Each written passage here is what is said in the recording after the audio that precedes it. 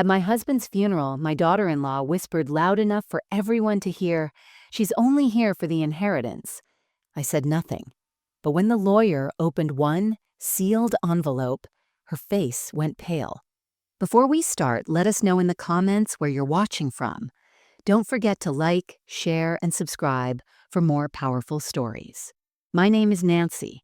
I'm 67 years old, and for 43 years, I was someone's wife, someone's mother, and someone's rock.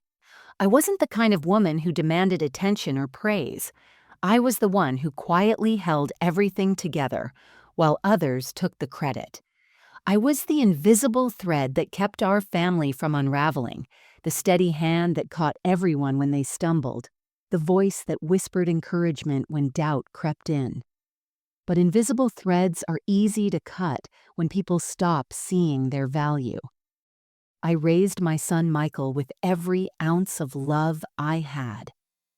From the moment they placed him in my arms, wrinkled and screaming, I knew my life had changed forever. I packed his lunches with little notes tucked inside, attended every school play even when I'd worked a double shift and could barely keep my eyes open, and sat through countless soccer games in the rain, cheering until my voice went hoarse. When he dreamed of becoming an engineer, I worked overtime as a registered nurse to afford his college tuition. I sold my mother's jewelry, postponed home repairs, and drove the same beat-up station wagon for 15 years so he could have the education he deserved. I never once made him feel guilty about it. That's what mothers do. We sacrifice silently and love unconditionally. When he brought Rebecca home 10 years ago, I welcomed her like my own daughter. She was beautiful, charming, and confident in ways I'd never been. I saw how happy she made Michael, and that was enough for me. I taught her my secret recipes, the ones passed down from my grandmother. I helped plan their wedding, spending weeks hand-making centerpieces to save them money. When their children were born, I babysat every weekend so they could build their careers and enjoy date nights. I never asked for anything in return. Love wasn't supposed to be transactional in a family. You gave because you loved, not because you expected something back. But I was about to learn a devastating truth. Not everyone saw family the way I did. Not everyone valued sacrifice and loyalty.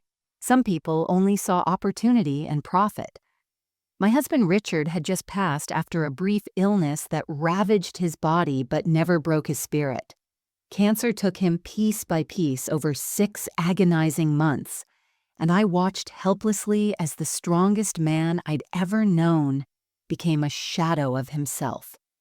I was drowning in grief, struggling to breathe through the weight of losing my best friend, my partner, my everything. I thought my family would be my anchor during this storm. I believed that Michael and Rebecca would hold me up the way I'd held them up countless times before. Instead, they became the storm itself. While I mourned the love of my life, they were already circling like vultures, eyeing what they could take, calculating what they could claim, and plotting how to push me aside. I just didn't know it yet, but I was about to find out in the most humiliating, heartbreaking way possible. Before Richard died, our life was beautifully ordinary. We lived in the same modest 3-bedroom house we'd bought in 1982, back when interest rates were sky high and we had to scrimp and save every penny for the down payment. The wallpaper in the kitchen was outdated, the hardwood floors creaked in all the familiar places, and the front porch swing had a rusty chain that squeaked whenever the wind blew. But it was ours. Every corner held a memory, every room told a story of the life we'd built together from nothing. Every Sunday the family gathered for dinner. It was our sacred tradition, the one constant in our busy lives. I'd wake up early and spend all morning in the kitchen, cooking pot roast with carrots and potatoes, creamy mashed potatoes with real butter, green beans almondine, and Richard's favorite apple pie with a lattice crust. The house would fill with the warm, comforting smells of home cooking, and I'd hum old songs while I worked, content in the simple rhythm of preparing food for the people I loved. Around 2 o'clock, Michael and Rebecca would arrive with the grandchildren, and suddenly the quiet house would explode with life. The kids would race through the door, shouting for Grandma and Grandpa, their backpacks and shoes scattered in the entryway.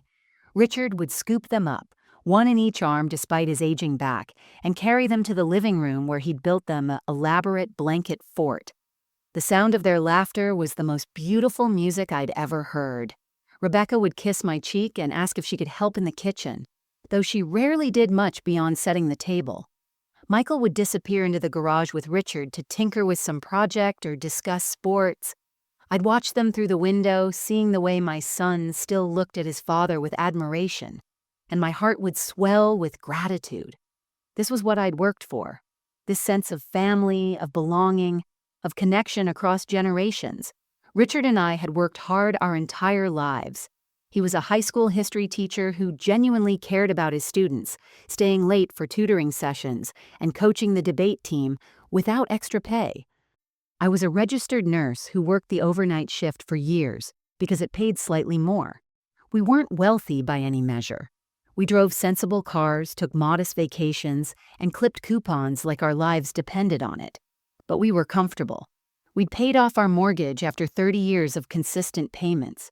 We'd saved diligently, putting away whatever we could each month. We'd invested wisely, mostly in boring, steady mutual funds that grew slowly but reliably. We also owned a small rental property that Richard's father had left him when he passed in 1995. It was a duplex in a decent neighborhood, nothing fancy, but good tenants and steady rent checks. Over the years, as the area developed and property values climbed, that duplex had become worth significantly more than we'd ever imagined. Richard always said, "Nancy, we've built something good here, something solid, something to leave behind for Michael and the grandkids so they'll have a foundation, just like my father gave us." I never thought much about money or inheritance. Those conversations felt morbid and premature. We were living, not preparing to die. I was just grateful to have a family that seemed close, a husband who loved me deeply and grandchildren who lit up when I walked through the door. Every morning, I'd water my garden where tomatoes and roses grew side by side. I'd meet my friend Dorothy for coffee at the diner on Maple Street, where we'd been regulars for 20 years, and the waitress knew our orders by heart. I'd call Michael mid-afternoon to check in, ask about the kids, hear about his day at the engineering firm. Our conversations were easy, comfortable, full of the small details that make up a life. Life was predictable, safe, and full of small joys, the kind of joys you don't appreciate until they're ripped away. I had absolutely no idea that beneath the surface of our Sunday dinners and casual phone calls, greed was quietly growing roots, spreading like poison through the foundation of everything I'd built. I had no clue that the people I trusted most were already preparing to betray me in ways I couldn't have imagined in my worst nightmares. It started 3 weeks before Richard passed. He'd been in the hospital for 5 days, weak but stable, his body fighting against the cancer that had spread faster than any of us expected. The doctors said he had weeks, maybe a month if we were lucky. I spent every possible moment by his bedside, holding his hand, reading him the newspaper, telling him stories about the grandchildren. I'd doze in the uncomfortable vinyl chair next to his bed, waking every time a monitor beeped or a nurse came in to check his vitals. One evening, I stepped out to get coffee from the vending machine down the hall. My back ached from days of sitting, and I needed to stretch my legs. As I walked back toward Richard's room, styrofoam cup warming my cold hands, I saw Michael and Rebecca standing near the nurse's station. They were huddled close together, Rebecca's hand gripping Michael's arm, her face intense and serious. Michael was nodding, his expression troubled, and Rebecca kept glancing around as if checking to make sure no one was listening. I couldn't hear what they were saying, but something about their body language struck me as odd. Rebecca was doing most of the talking, her words coming fast and urgent while Michael looked uncomfortable, shifting his weight from foot to foot. It wasn't the casual conversation of a couple discussing dinner plans or coordinating who would pick up the kids. This was something different, something secretive. The moment they saw me approaching, they stopped mid-sentence.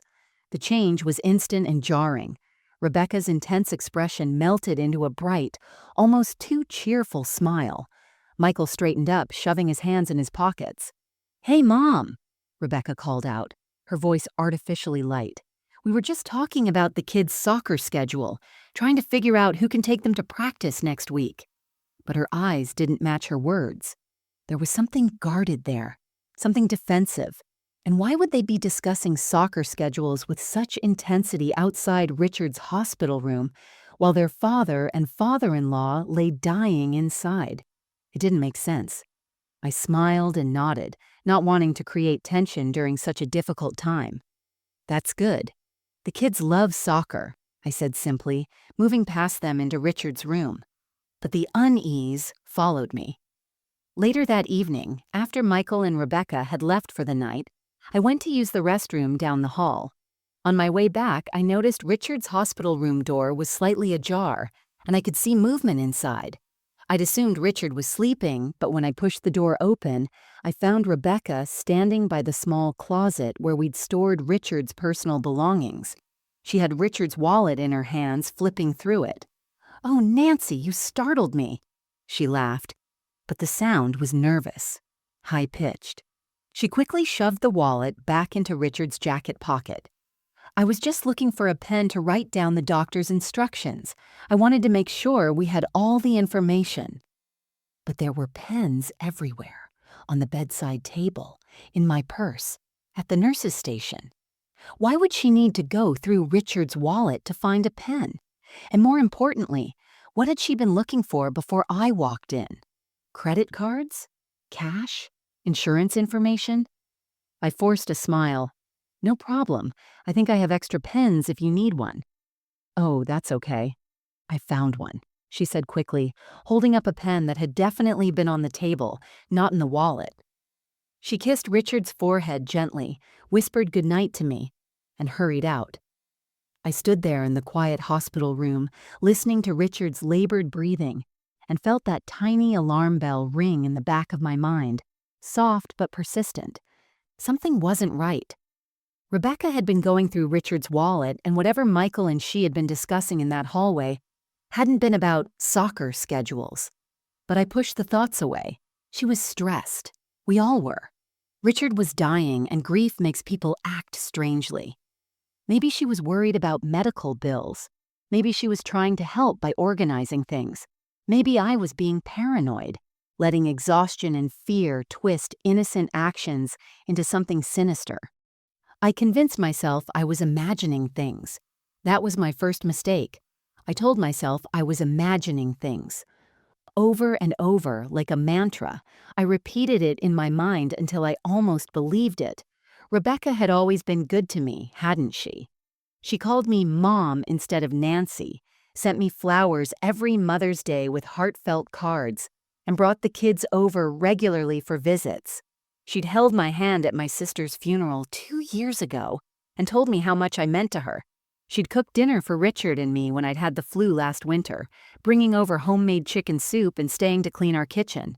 Michael adored her.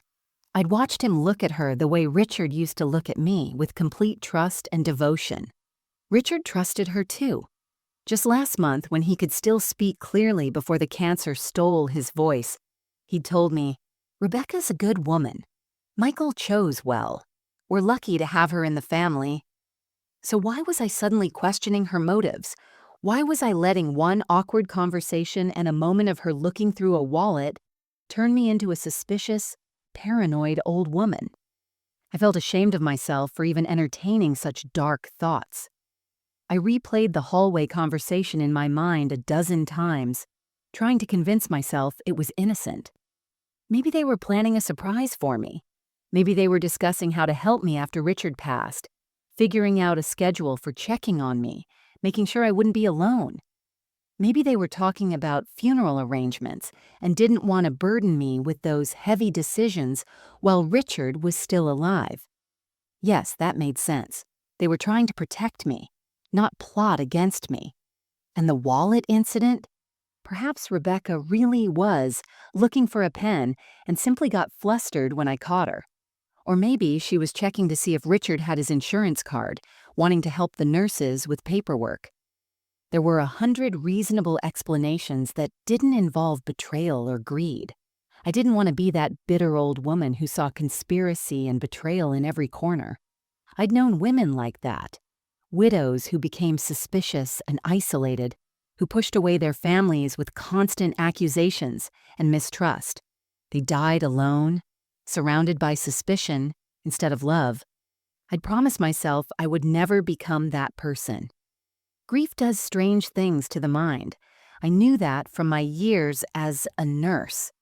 I'd seen family members during terminal illnesses become irrational, paranoid, combative. The stress of watching someone you love die slowly can twist your perception, make you see threats where none exist. Exhaustion amplifies every fear. I'd barely slept in weeks, living on hospital coffee and adrenaline. My mind wasn't functioning properly. That had to be the explanation. So I pushed the thoughts away, buried them under layers of denial and forced optimism. I focused on what mattered, on Richard, on being fully present during his final days. I couldn't afford to let paranoia and suspicion distract me from saying goodbye to the man I'd loved for over 4 decades. Every moment with him was precious, numbered, slipping away like sand through my fingers. I needed to be there, really there, not caught up in imaginary conspiracies about my own family. I held Richard's hand and whispered that everything would be okay. I read him his favorite poetry. I played old Frank Sinatra records on my phone and watched his eyes flutter with recognition. I told him stories about our early years together, about the tiny apartment we'd shared when we were newlyweds, about the day Michael was born, about every beautiful moment we'd collected over a lifetime. But even as I pushed the suspicions away, even as I convinced myself I was being irrational, that feeling never fully left. It lingered in the periphery of my awareness like a shadow I couldn't quite shake, like something dark moving just outside my field of vision. Every time Rebecca visited, I found myself watching her a little too closely. Every time Michael hugged me, I wondered if his embrace felt slightly less warm than before. The alarm bell in my mind grew quieter, but it never completely stopped ringing. Deep down, in a place I refused to acknowledge, I knew something was very, very wrong. I just wasn't ready to face it yet. 2 days after Richard's funeral, I went to gather his personal belongings from the hospital. The staff had been kind enough to store them for me, knowing I'd been too grief-stricken to deal with practical matters immediately.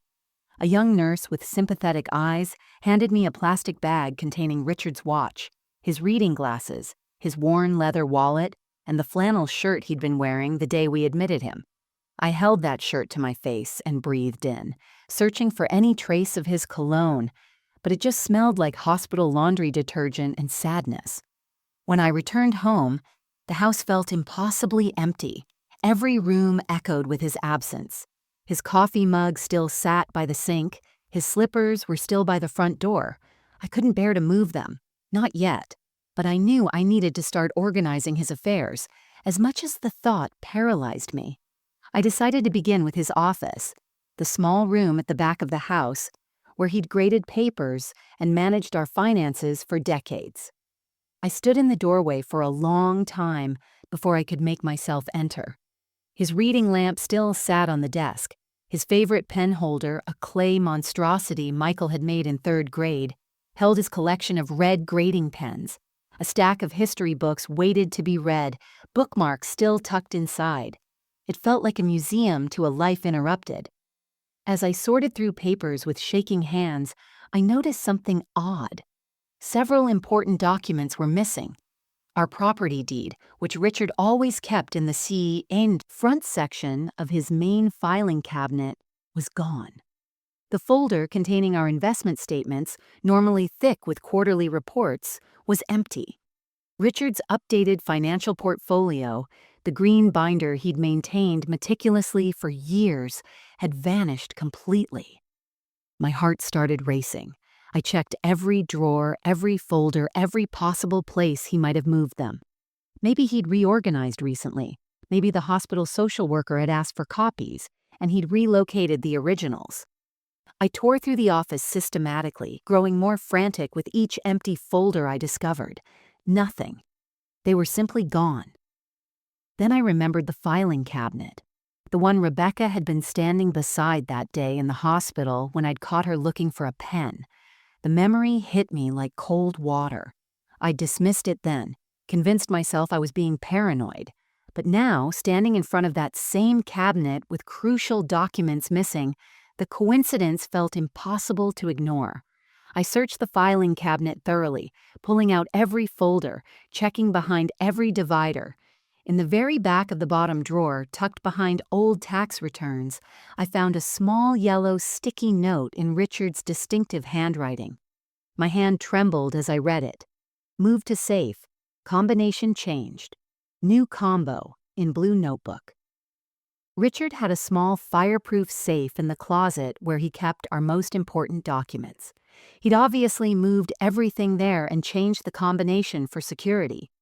But where was the blue notebook? Richard always kept a blue notebook on his desk where he jotted down passwords, combinations, and important reminders.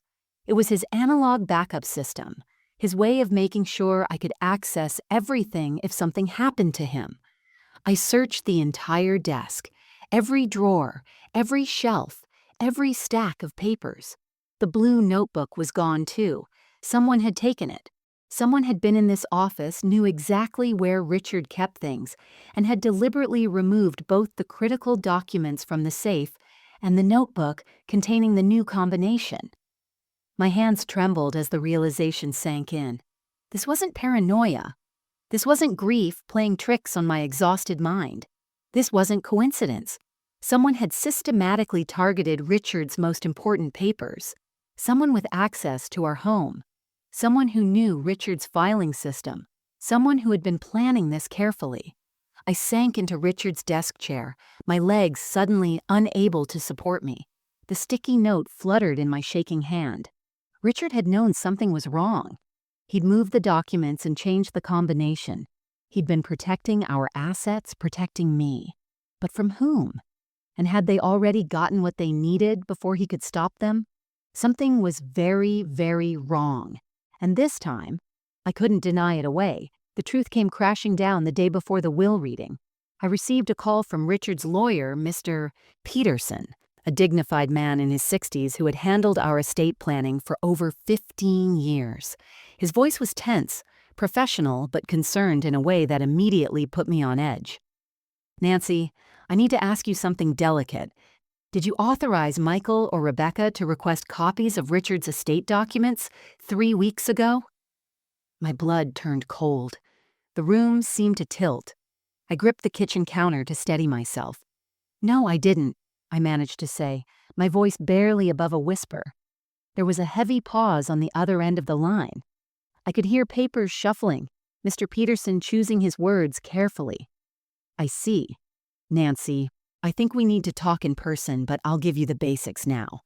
They came to my office on a Wednesday afternoon about 3 weeks ago. That would have been when Richard was still in the hospital. 3 weeks ago. Right when I'd seen them whispering in the hallway. Right when Rebecca had been going through Richard's wallet." Mr. Peterson continued, his voice growing more serious. "They told me you were too grief-stricken to handle paperwork, that you were falling apart emotionally and had asked them to review everything on your behalf. Rebecca did most of the talking. She was very convincing, very concerned. She said you were having memory issues, that you'd been forgetting things, and that they needed to understand the full scope of Richard's estate to help you manage after his death."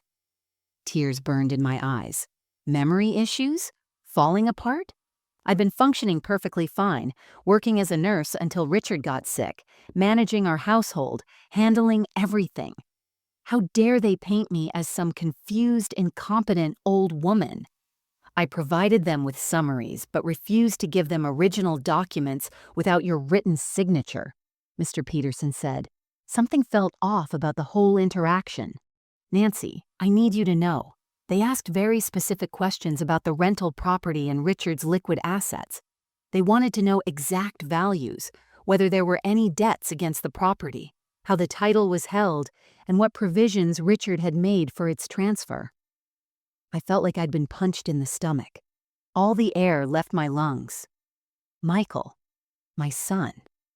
The boy I'd carried for 9 months, nursed through childhood illnesses, sacrificed everything for. He'd been scheming behind my back while his father lay dying in a hospital bed. And Rebecca, sweet smiling Rebecca, who called me mom and sent me flowers, had been the mastermind all along, manipulating my son and plotting to steal what Richard and I had spent a lifetime building. That evening, my hands shaking with rage and heartbreak, I confronted Michael over the phone. I couldn't bear to see his face. Is it true? Did you go to Mr. Peterson's office 3 weeks ago? His silence said everything. The pause stretched on for what felt like an eternity. Then defensively, his voice tight. Mom, we were just trying to help. We wanted to make sure everything was in order so you wouldn't have to worry about it. By going behind my back? My voice cracked, years of suppressed emotion pouring out. By taking documents from your father's office? By lying to his lawyer about my mental state? We didn't lie, you told him I was having memory issues, that I was incompetent. Rebecca thought what, Michael? I was shouting now, tears streaming down my face. That I'm too old and stupid to handle my own husband's estate. That I'm some senile old woman who needs to be managed and controlled? Mom, you're not being fair. We were worried about you. You're all alone now, and we just wanted to make sure. Make sure of what? That you got your inheritance before I could spend it? That you could control me? That's not what this is about. Then what is it about, Michael? Explain it to me. Make me understand why my son went behind my back while his father was dying. He didn't answer. The silence on the other end of the line was deafening. I could hear him breathing, could imagine him standing in his expensive house that I'd helped them buy, struggling to find words that would make this okay. But there were no words, no explanation that could justify this betrayal. Mom, I can't do this right now, he finally said, his voice cold in a way I'd never heard before. And then he hung up. The dial tone buzzed in my ear like an accusation. I stood there in my kitchen, phone still pressed to my ear, tears streaming down my face, and realized that my son had chosen money over his mother. He'd chosen greed over loyalty. He'd chosen Rebecca's manipulation over a lifetime of my unconditional love. The boy I'd raised had become a stranger I didn't recognize. The next morning, I called Mr. Peterson back, my voice hoarse from a sleepless night of crying. I need to know everything, every single detail about what they did, what they asked, what they're planning. Please don't spare me anything. My hands shook as I gripped the phone, bracing myself for whatever truth was coming. What he uncovered over the next few hours made my blood boil. Mr. Peterson had done some investigating after our conversation, reaching out to colleagues and checking public records. Rebecca hadn't just been snooping, she'd been planning this for months, possibly even years. This wasn't a spontaneous act of greed.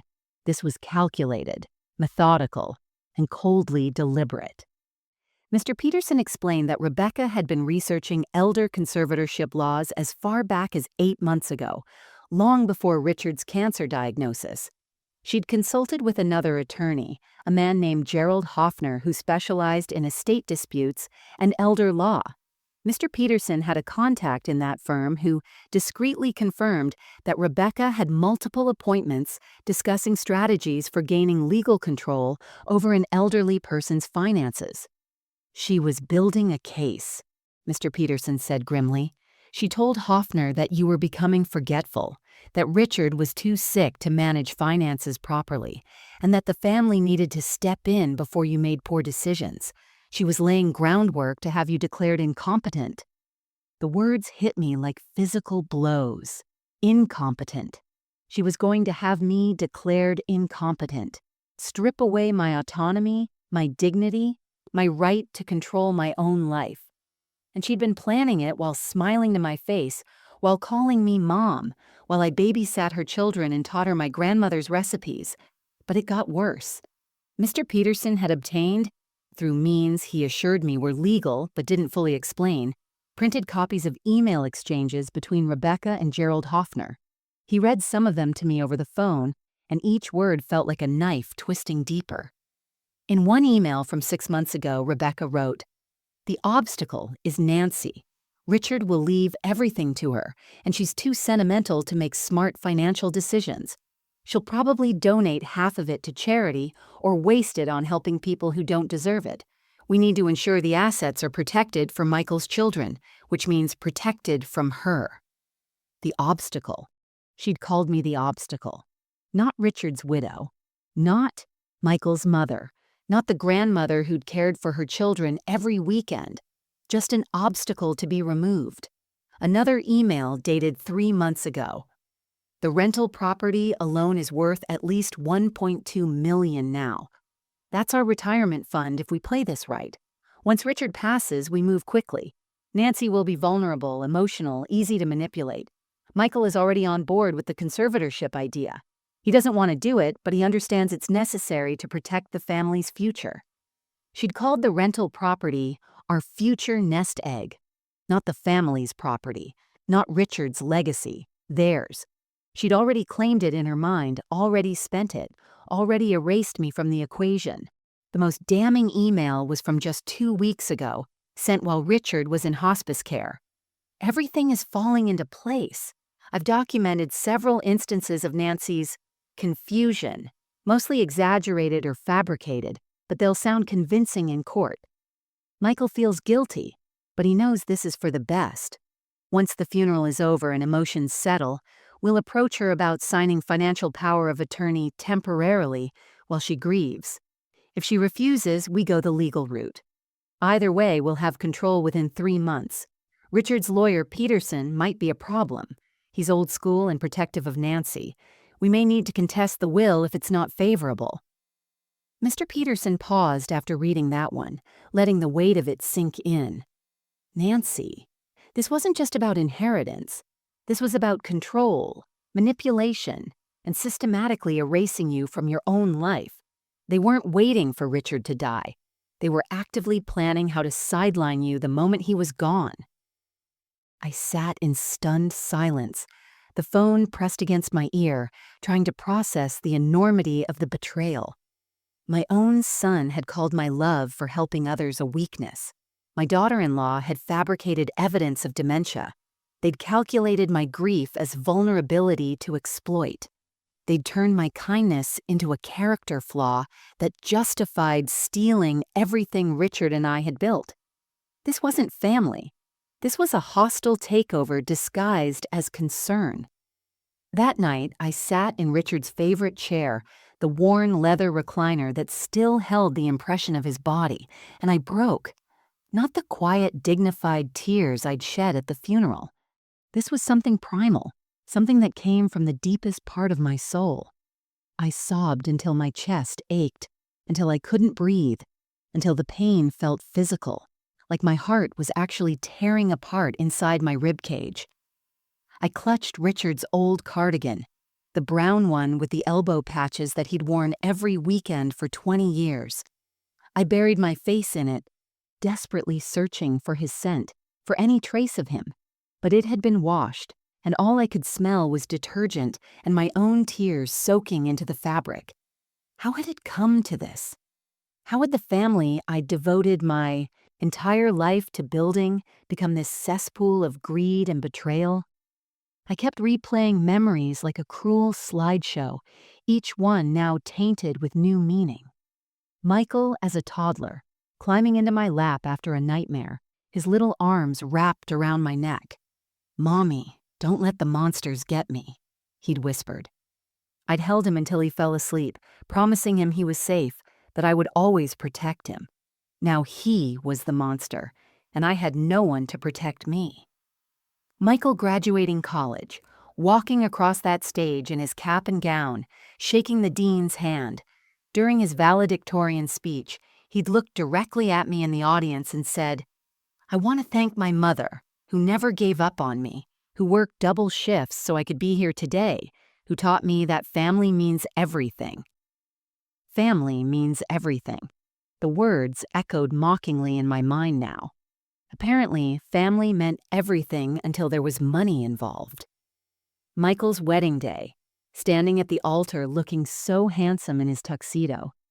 During the mother-son dance, he'd whispered in my ear, "I'm so lucky to have you as my mom. I hope I can be half the parent you've been to me." I'd cried tears of joy that day, so proud of the man he'd become. What a fool I'd been. Where had that boy gone? When had love been replaced by greed? When had his wife's poisonous whispers become louder than a lifetime of my unconditional devotion? I tried to pinpoint the exact moment I'd lost him, but there was no single moment. It had been gradual, like watching someone slip away in the fog until they disappeared completely. I thought about every sacrifice I'd made, the countless nights I worked overtime at the hospital, coming home exhausted at 3 in the morning, my feet aching and my back screaming. Also, Michael could have new hockey equipment. Also, he could go on that expensive school trip to Washington, D.C. Also, he could attend his dream college instead of settling for the state school with the scholarship.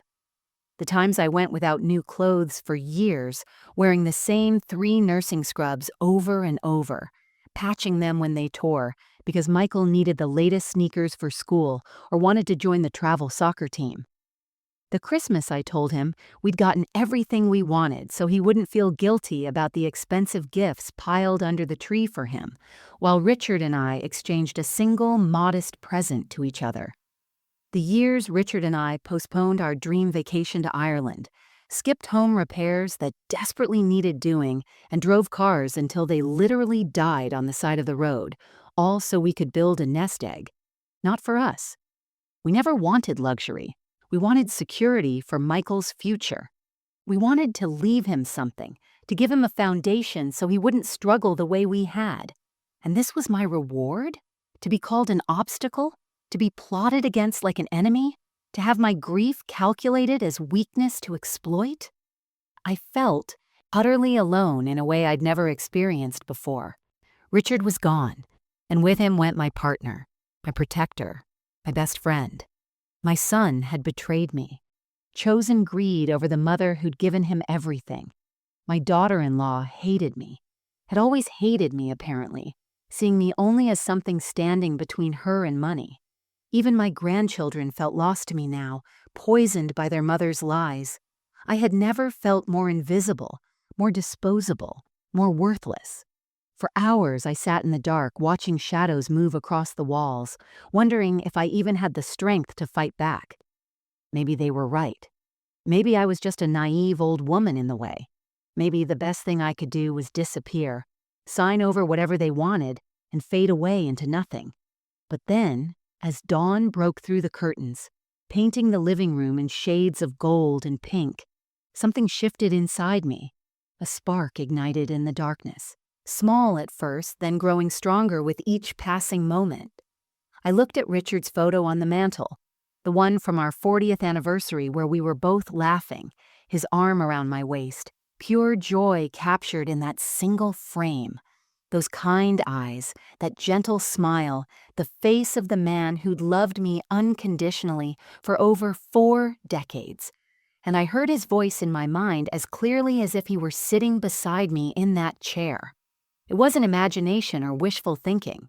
It was memory, the echo of 1,000 conversations we'd had over the years. "Nancy, you're stronger than you think. You've always been the strongest person I know. Don't let them take what we built. Don't let them win." I wiped my tears with the sleeve of his cardigan and stood up. My legs were stiff from sitting all night, my eyes swollen and raw, but something had fundamentally changed. The crushing despair that had paralyzed me for hours began transforming into something else entirely. Anger, determination, steel-spined resolve. No, I wasn't going to roll over and let them destroy everything Richard and I had worked for. I wasn't going to let Rebecca rewrite history and paint me as some incompetent, confused old woman who needed to be managed and controlled. I wasn't going to let Michael forget who raised him, who loved him unconditionally, who gave him every opportunity to become the man he was supposed to be.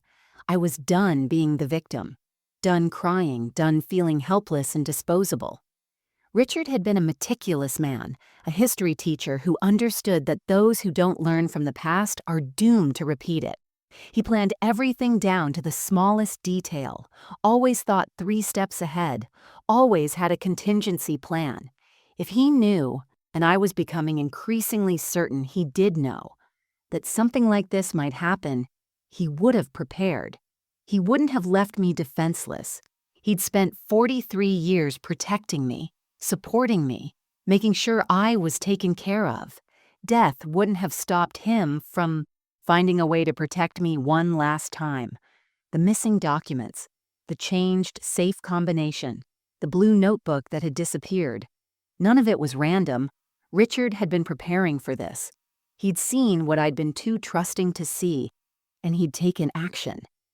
I picked up my phone with trembling but determined hands and called Mr. Peterson. It was barely 6 in the morning, but this couldn't wait. He answered on the 3rd ring, his voice groggy but alert when he heard my tone. "Mr. Peterson, I need to know everything Richard put in that will. Every word, every clause, every instruction. I need to understand what he was planning." There was a pause, and then I heard something that made my heart surge with hope. A slight smile in his voice. "Nancy, I was hoping you'd call. I think you should come to my office this morning. There are things Richard left behind, provisions he made, that I believe will give you exactly what you need. He was a very wise man, and between you and me, he knew exactly who he was dealing with." "What kind of provisions?" My voice was steady now, stronger than it had been in days. "The kind that protect good people from bad intentions," Mr. Peterson said carefully. "Richard came to see me 6 weeks before he died. He was very deliberate, very specific about what he wanted.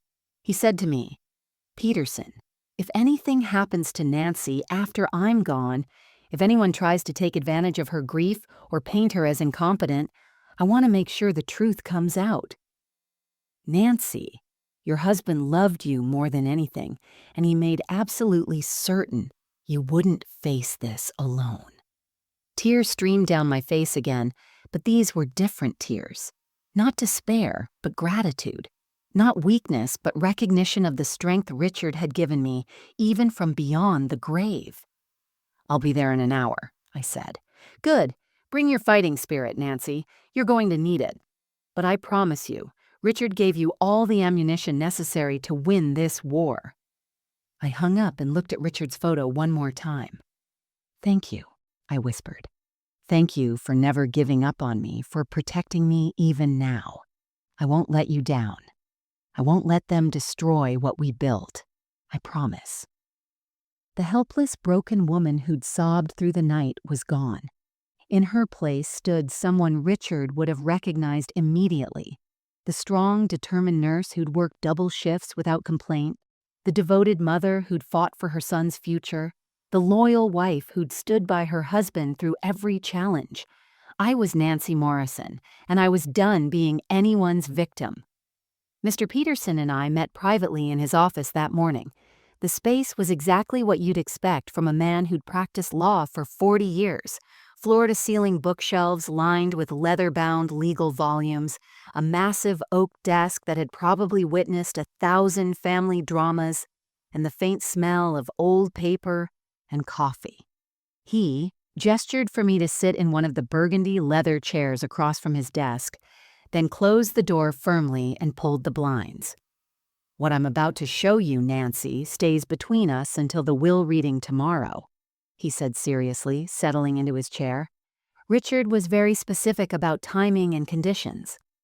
He opened a locked drawer and pulled out a thick folder with Richard's name on it, along with a sealed manila envelope and a small USB drive.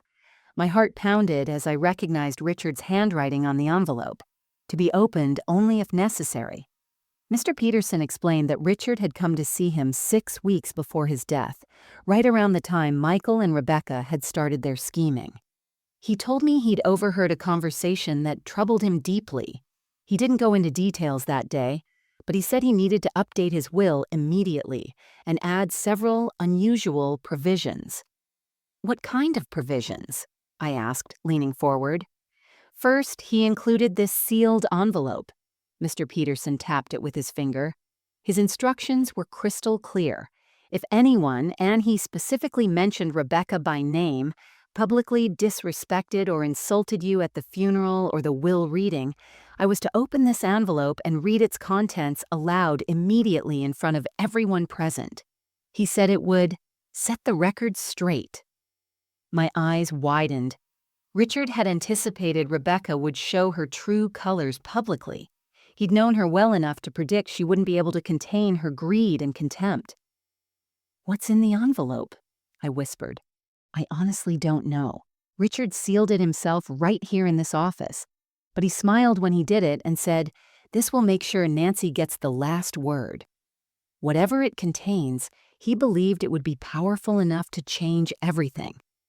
Then Mr. Peterson held up the USB drive. Second provision, Richard recorded a video message to be played before the will reading, but only if you give permission. He wanted the family to see it, but he left the choice entirely in your hands. He said, "Nancy will know when the time is right." My hands trembled as I took the USB drive. "Can I watch it?" "Of course. I have it queued up on my laptop." He turned the screen toward me and pressed play. And there was Richard sitting in his home office, the same room where I'd discovered the missing documents.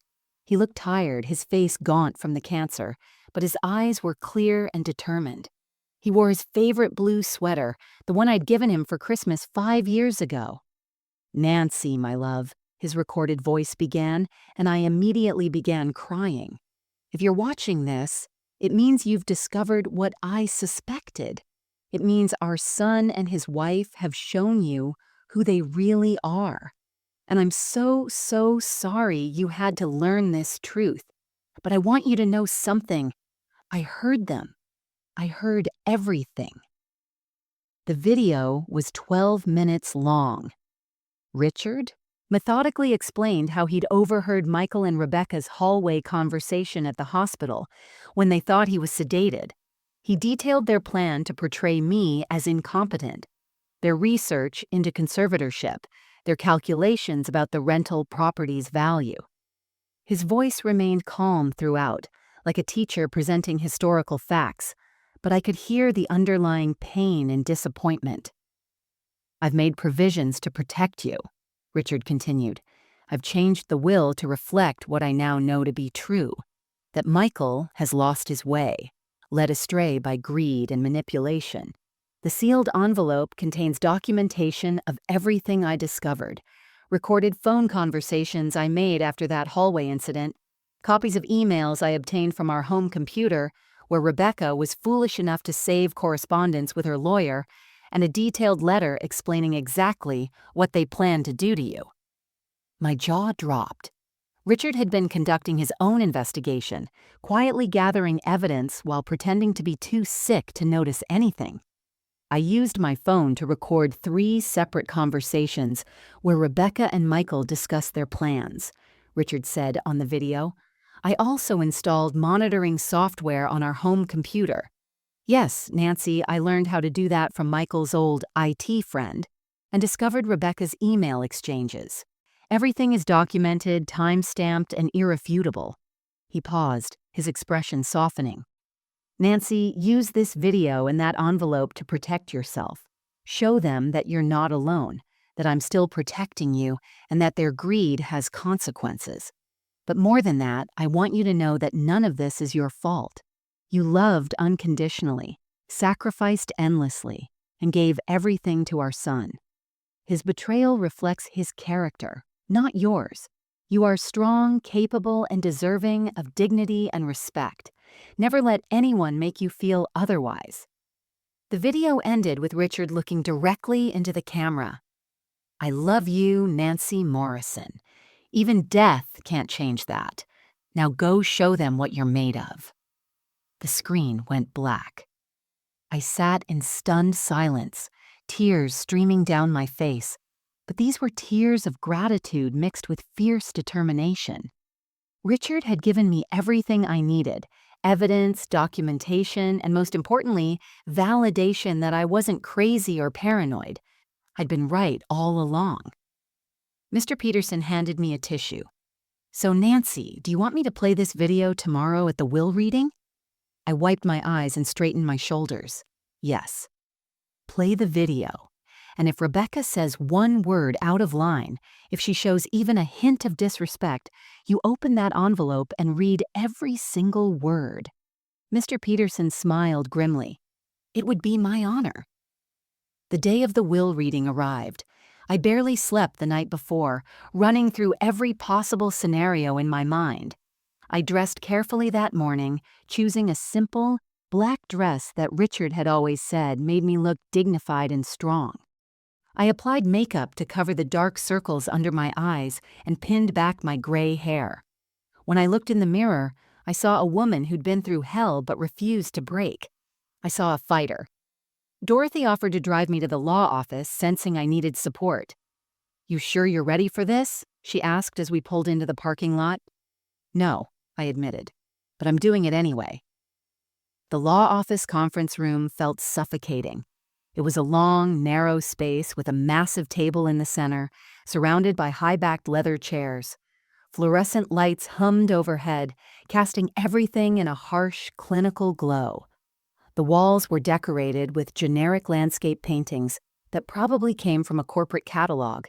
Everything about the room felt cold and impersonal, which somehow made the coming confrontation feel even more surreal. Michael and Rebecca arrived 10 minutes after me. They sat across from me, barely acknowledging my presence. Rebecca wore an expensive black designer dress and pearls that I'd never seen before, probably bought in anticipation of her inheritance. Her hair was styled perfectly, her makeup flawless.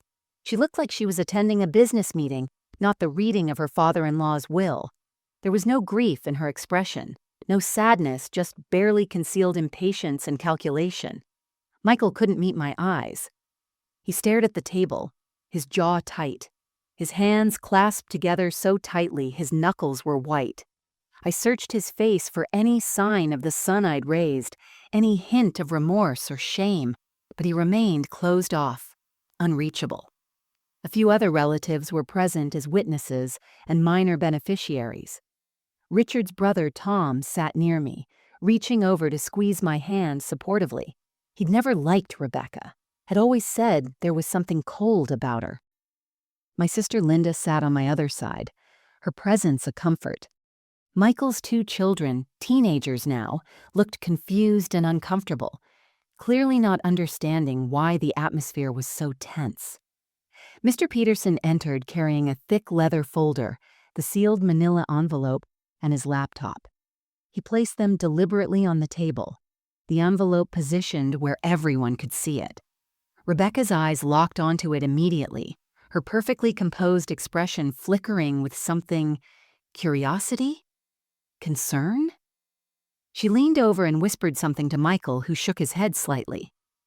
"What's that?" Rebecca asked, pointing to the envelope, her tone attempting casual interest but betraying an edge of anxiety.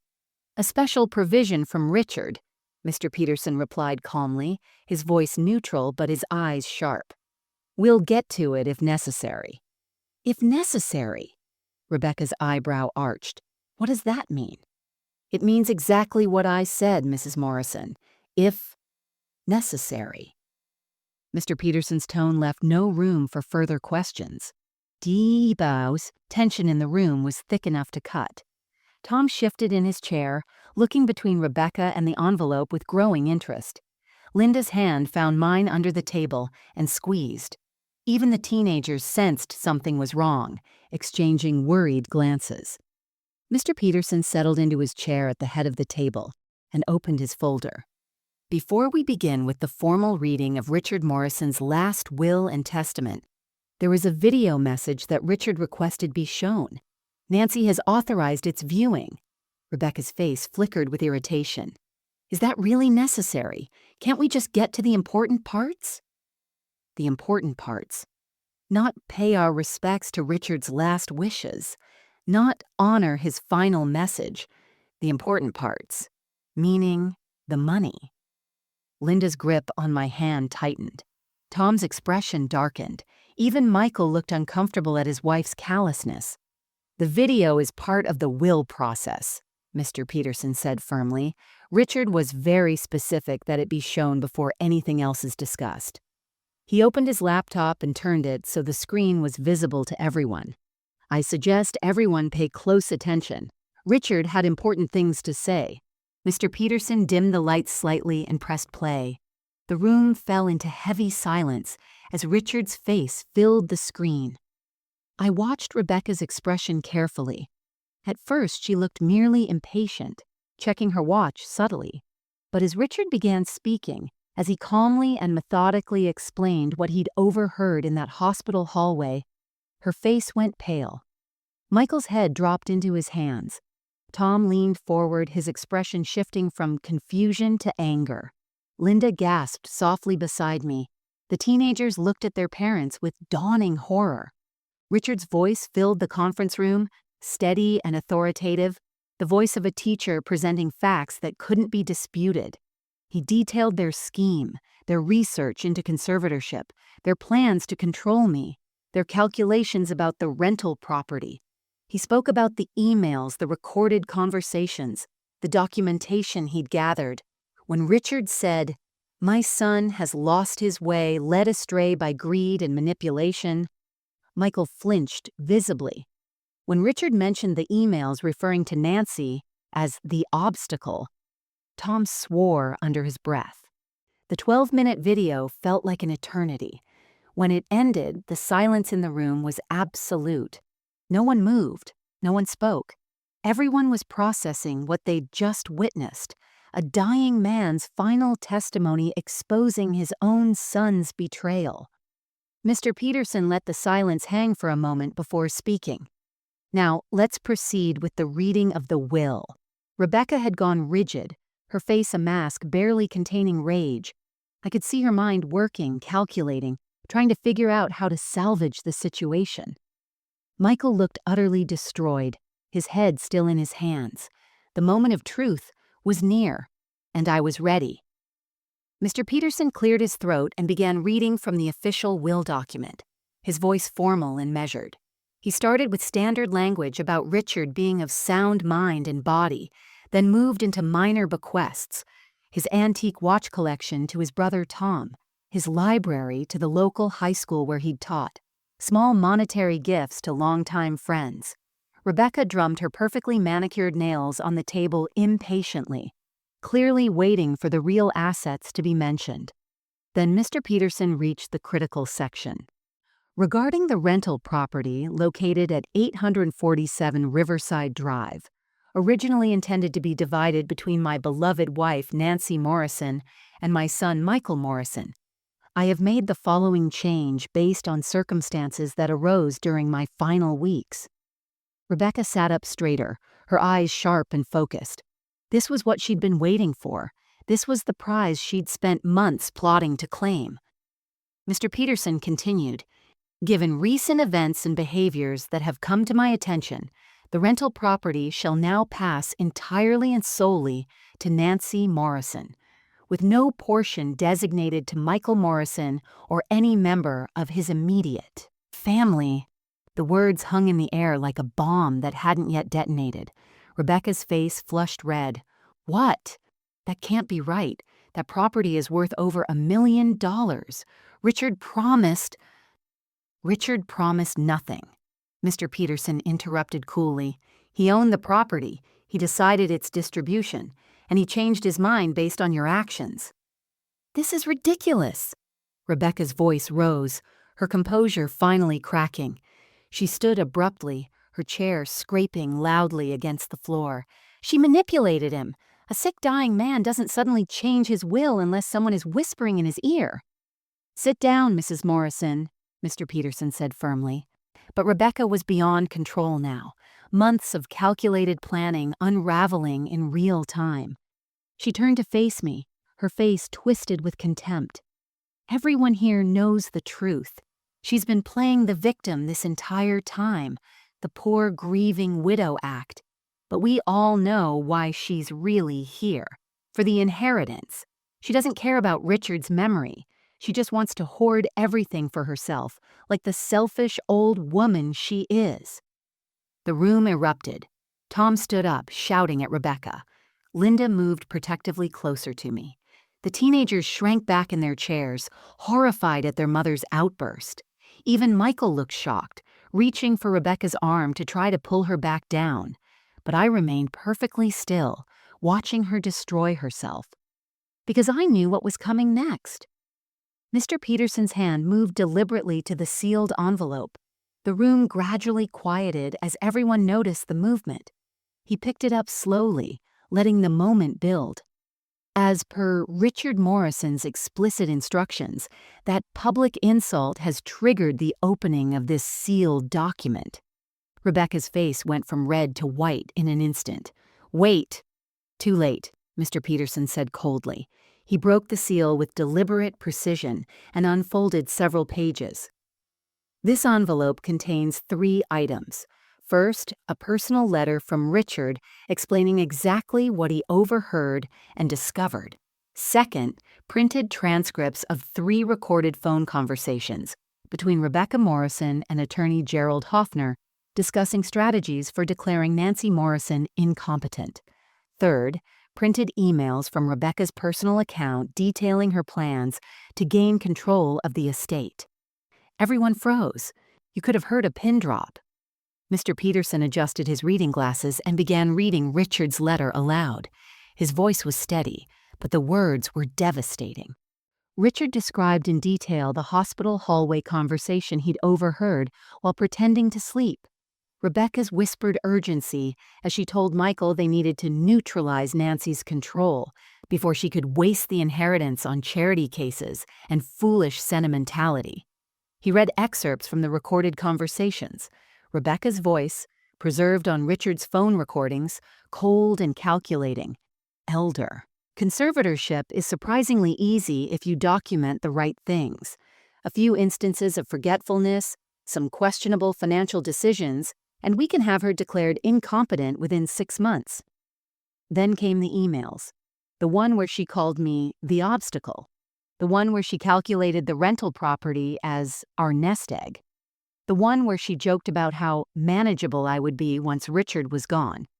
Every cruel word, every manipulative scheme, every greedy calculation, exposed for everyone to hear. Michael's face was buried in his hands, his shoulders shaking. Tom stared at Rebecca with pure disgust. Linda squeezed my hand so tightly it hurt. The teenagers were crying, ashamed of their mother.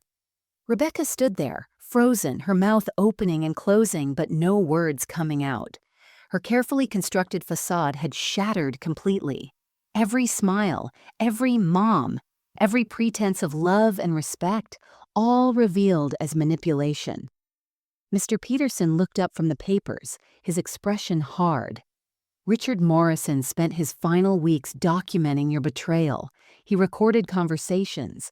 He monitored computer activity. He built an airtight case not for legal purposes, but to ensure the truth would be known. He looked directly at Rebecca, his voice dropping to something almost dangerous. You underestimated a dying man's love for his wife. The fallout was swift and devastating. For Rebecca and Michael, not for me. Within 24 hours, Mr. Peterson had distributed copies of the recordings and emails to every member of the extended family. Richard had been thorough, methodical, ensuring that the truth couldn't be buried or spun into some alternate narrative where I was the villain and Rebecca the concerned daughter-in-law. The recordings were damning. Richard had captured 3 separate phone conversations between Rebecca and Gerald Hoffner, her voice dripping with contempt as she discussed strategies for having me declared incompetent. In one particularly chilling exchange, she'd laughed, actually laughed, while saying, "Nancy's the type who'll sign anything if you frame it as helping the family." She's pathetically trusting. The emails painted an even darker picture. Months of planning, of manipulation, of cold calculation. Rebecca had researched nursing homes, discussing which facilities would be adequate but inexpensive for me once they'd gained control of the assets. She'd already mentally spent the inheritance, planning renovations to their house, discussing a vacation property in the mountains, calculating early retirement options for Michael. Within days, the entire extended family knew the truth. Richard's colleagues from the high school where he'd taught for 30 years knew. Our church congregation knew. Even neighbors who'd watched Michael grow up knew. The community that had gathered to mourn Richard's passing now understood exactly what kind of people had been lurking behind their masks of grief and concern. Michael tried calling me repeatedly over the following weeks, but I didn't answer. Not yet. I wasn't ready. Every time my phone rang with his name on the screen, I felt a physical pain in my chest. Part of me desperately wanted to hear his voice, to hear him apologize, to hear him say it was all a terrible mistake. But the stronger part of me knew I needed time to heal before I could face him without breaking apart completely. Rebecca filed for divorce 6 months later.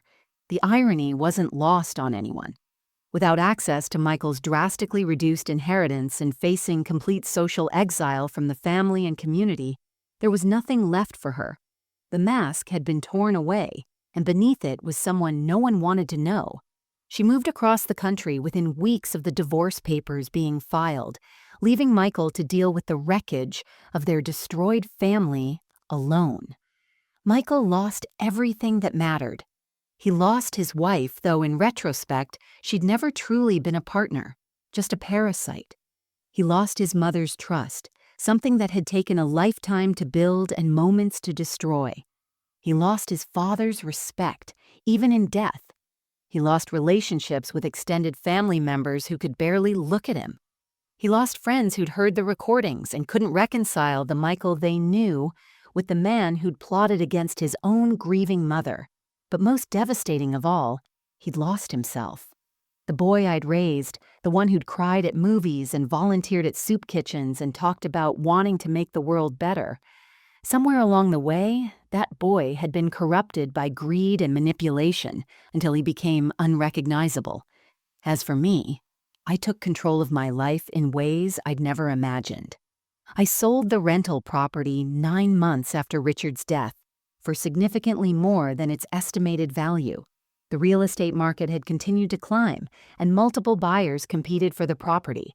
I accepted an offer of $1.4 million, far exceeding even Rebecca's greedy calculations. I used part of the money to establish education trusts for my grandchildren, Michael's children who'd done nothing wrong and didn't deserve to suffer for their parents' sins. But I made sure these trusts were managed by an independent trustee, a reputable financial firm with no connection to Michael or Rebecca. The money would be there for college, for graduate school, for launching their adult lives, but neither of their parents could touch a single penny. I bought a small, beautiful condo near the beach in a quiet coastal town about an hour away from my old neighborhood. It had floor-to-ceiling windows that overlooked the ocean, a small balcony where I could drink my morning coffee while watching the sunrise, and enough space for the life I was building.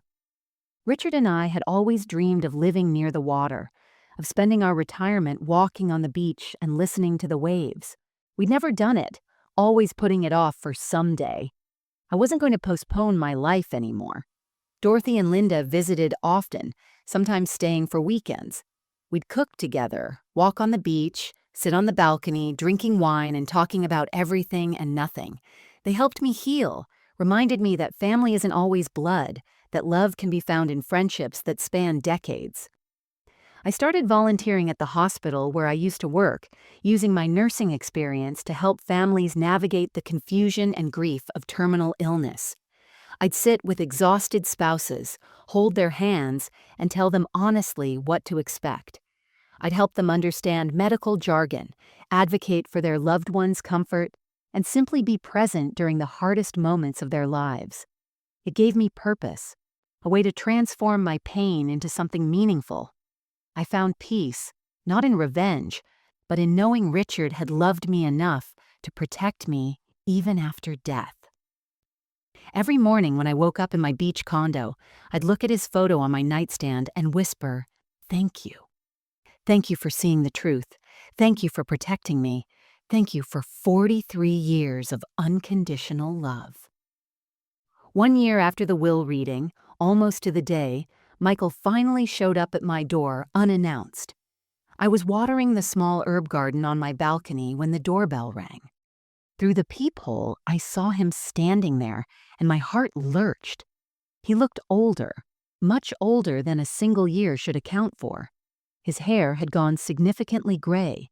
He'd lost weight, his clothes hanging loose on his frame. Deep lines creased his face, carved there by guilt and regret. For a long moment, I considered not opening the door. But curiosity, or perhaps some residual maternal instinct, made me unlock it. "Mom," he said, his voice breaking immediately. Tears were already streaming down his face. "I'm so sorry. I don't expect forgiveness. I don't deserve it. I just needed you to know that I was wrong about everything. Rebecca manipulated me, but that's not an excuse. That's just context. I should have trusted you. I should have defended you. I should have remembered everything you sacrificed for me, instead of listening to someone who only cared about money." I looked at my son, the boy I'd raised, the man who'd betrayed me, and the broken soul now seeking redemption. Part of me wanted to slam the door in his face, to let him feel the rejection I'd felt. But I thought about Richard, about what he would want, about the kind of person I wanted to be. "Michael, I loved you before you were born, and I'll love you until I die," I said slowly, each word carefully chosen. But love doesn't mean forgetting. It doesn't mean pretending this didn't happen. It means learning to rebuild, slowly, brick by brick, with complete honesty and transparency. It means you accepting that you broke something precious and understanding it may never be fully repaired. Nodded, tears streaming down his face, his whole body shaking with sobs. I know I broke us. I'm asking for a chance. However long it takes, whatever you need from me. I want to be your son again." It would take time, maybe years. The trust was shattered, the foundation cracked, but the door wasn't completely closed, not locked and bolted, just carefully guarded. That was enough for now. They say blood is thicker than water, but I learned something profound through this nightmare. The original phrase is actually, "The blood of the covenant is thicker than the water of the womb." It means the bonds we choose, the relationships we build through loyalty and sacrifice, are stronger than mere biological connection. I learned that love isn't measured by DNA. It's measured by respect, loyalty, and sacrifice. You can share blood with someone and still be strangers. You can be family by choice and be closer than any biological tie. Richard taught me that even in death, true love protects. He didn't just leave me money, though the inheritance was substantial. He left me something far more valuable: dignity. He saw the betrayal coming, recognized the greed poisoning our son, and made sure I wouldn't face it defenseless and alone. He gave me the truth, documented and irrefutable, so no one could gaslight me into thinking I was paranoid or imagining things. He gave me justice when I was too heartbroken to fight for it myself. That sealed envelope wasn't just evidence. It was Richard's final love letter, his last act of protection, his way of saying, "I see you, I believe you, and I will never let them take your dignity." And that was worth more than any inheritance, more than any property or bank account. Greed is a poison that can destroy even the closest families. I've seen it in my years as a nurse, watching families tear each other apart over hospital beds, arguing about life support while their loved one lay dying between them. But experiencing it firsthand was something else entirely. When money becomes more important than love, when inheritance becomes more valuable than integrity, everyone loses. The person consumed by greed loses their soul, the family loses its foundation, and the legacy of love that should be passed down through generations becomes tainted with bitterness. Protect the people who've sacrificed for you. Honor those who've loved you unconditionally, who worked double shifts so you could have opportunities, who went without so you could have plenty. Never let material wealth blind you to what truly matters: integrity, respect, and family bonds that can't be bought or sold. Because at the end of your life, no one remembers how much money you accumulated. They remember how you made them feel. They remember if you were kind or cruel, loyal or treacherous, loving or selfish. Richard understood this. Even facing death, even betrayed by his own son, he chose to protect rather than punish, to preserve dignity rather than seek revenge. That's the inheritance I treasure most, not the property or the money, but the example of how to love someone so completely that even death can't stop you from caring for them. Now I want to hear from you. Put yourself in my shoes for a moment. If you discovered your own child was plotting against you, scheming to have you declared incompetent so they could control your finances, how would you react? Would you have forgiven Michael as quickly as I'm trying to? Would you have opened that envelope? Or would you have let Rebecca's insult go unanswered to keep the peace? What would you have done differently if you were in my position? And here's the harder question. Have you ever been the Michael in someone else's story? Have you ever let greed or impatience make you forget the sacrifices someone made for you? Have you ever treated someone who loved you as an obstacle rather than a blessing? It's uncomfortable to consider, but we all need to examine our own hearts sometimes. Drop your honest thoughts in the comments below. I read every single one, and I'm genuinely curious about your perspectives. These conversations matter because they help us all reflect on how we treat the people who matter most. And if this story touched your heart, if it made you think twice about how you treat your loved ones, or made you appreciate the people who've sacrificed for you, hit that like button right now. Share this video with someone who needs to hear it. Maybe someone going through family conflict, maybe someone who's forgotten to appreciate their parents, or maybe someone who just needs a reminder about what really matters in life. Subscribe to this channel for more powerful, true stories that explore the complicated reality of family, love, betrayal, and redemption. These aren't fairy tales with simple endings. They're real stories about real people navigating the messy, complicated truth of human relationships. Remember this: the most valuable inheritance you can leave isn't money in a bank account or property deeds in a safe. It's the memory of how you treated people when it mattered most. It's the example you set for the next generation.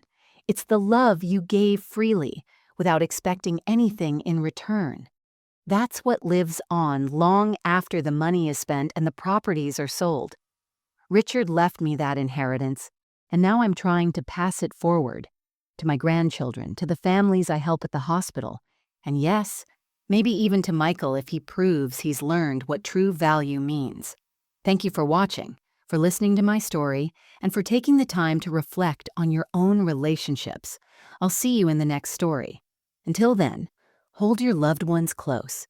Treasure the people who've sacrificed for you, and never let greed poison the bonds that matter most. Take care, and remember, family is what you make it, not just what you're born into.